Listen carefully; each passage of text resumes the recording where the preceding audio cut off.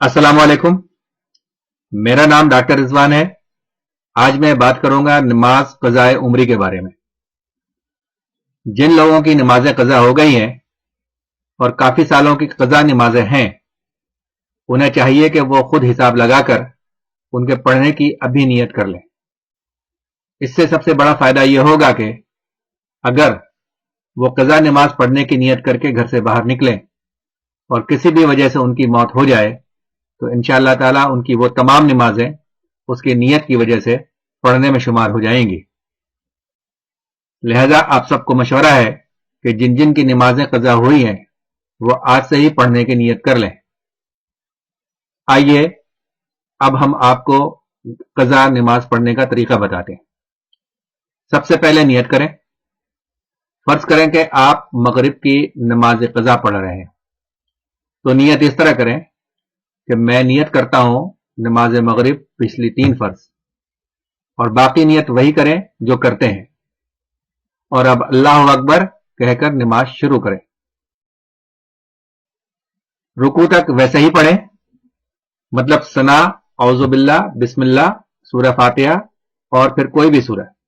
इसके बाद रुकू में सिर्फ एक बार ही सुबहान रब्बिल अज़ीम पढ़ें। सजदा में भी 3 मरतबा कहने के बजाय सिर्फ एक मरतबा ही सुबहान रब्बिल आला कहकर दोनों सजदा पूरे करें। लेकिन ये जरूर याद रहे कि रुकू और सजदा करते वक्त तस्बीह पूरी होनी चाहिए, वरना नमाज नहीं होगी।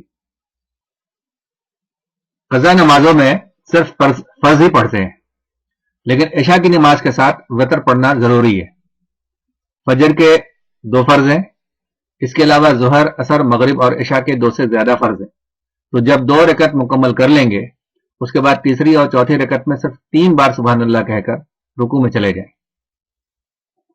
लेकिन इशा की नमाज के वितर में तीनों रकतों में वैसे ही पढ़ना होगा जिस तरह पढ़ते हैं, सूरह फातिहा और कोई भी सूरह। लेकिन जब वितर की तीसरी रकत में जब दुआए क़नूत पढ़ते हैं, तो जब क़ज़ा पढ़ें तो तीसरी रकत में सूरह फातिहा और कोई भी सूरह पढ़ने के बाद बगैर हाथ कानों तक पहुंचाए सिर्फ अल्लाह अकबर कहकर 3 मरतबा रब्ब इग़फ़िरली पढ़ सकते हैं।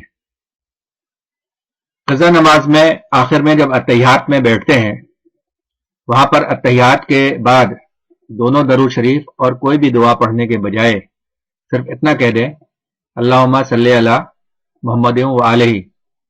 लेकिन ख्याल रहे कि अत्तहियात पढ़नी जरूरी है और उसके बाद ही यह कहना है, और फिर सलाम फेर कर नमाज खत्म करें।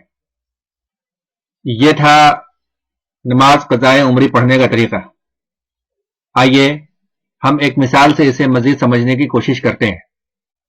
फर्ज करें कि अगर किसी की 400 क़ज़ा नमाजें हैं, तो वह इस तरह नहीं कि सिर्फ एक मरतबा क़ज़ा उम्री की नियत करके सिर्फ 4 रकत पढ़ लेगा तो उसकी 400 नमाजें ही हो जाएंगी, बल्कि उसको पूरी 400 नमाजें ही पढ़नी होंगी। मसलन अगर किसी की असर की नमाज 100 मरतबा क़ज़ा हुई, तो वो 100 मरतबा ही 4-4 रकत पढ़कर अपनी 100 नमाजें पढ़ेगा। इस तरह अगर जिनको याद नहीं कि उसने कितनी नमाजें नहीं पढ़ी, तो वो खुद हिसाब लगा करके कि कब से वो नमाज नहीं पढ़ रहा, और फिर एक तादाद मुकर्रर करके क़ज़ा नमाज पढ़ना शुरू कर दे।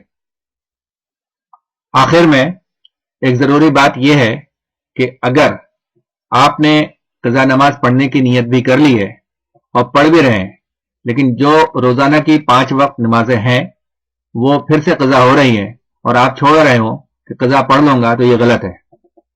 इस तरह नहीं होना चाहिए, बल्कि नियत साफ करके और बिल्कुल पक्का इरादा करें कि इंशाअल्लाह अब मेरी कोई भी नमाज क़ज़ा नहीं होगी, और जो नमाजें क़ज़ा हो चुकी हैं उनके लिए तौबा करें और अल्लाह से दुआ करें कि सबको क़ज़ा नमाज पढ़ने की तौफीक अता फरमाए। आमीन। मर्द हजरात बाजमात नमाज पढ़ें और औरतें अपने घर में मखसूस जगह बना लें जिसमें वो नमाज वगैरह और दीगर इबादत कर सकें, और अगर कोई जगह मुकर्रर नहीं तब भी कोई हरज नहीं। मुझे इस वीडियो में इतना ही कहना था। अगले वीडियो तक के लिए इजाजत दें। अपना ख्याल रखें, मुझे दुआओं में याद रखें, और हमारी मजीद वीडियो के लिए हमारा YouTube चैनल सब्सक्राइब करना ना भूलें। अल्लाह हाफिज।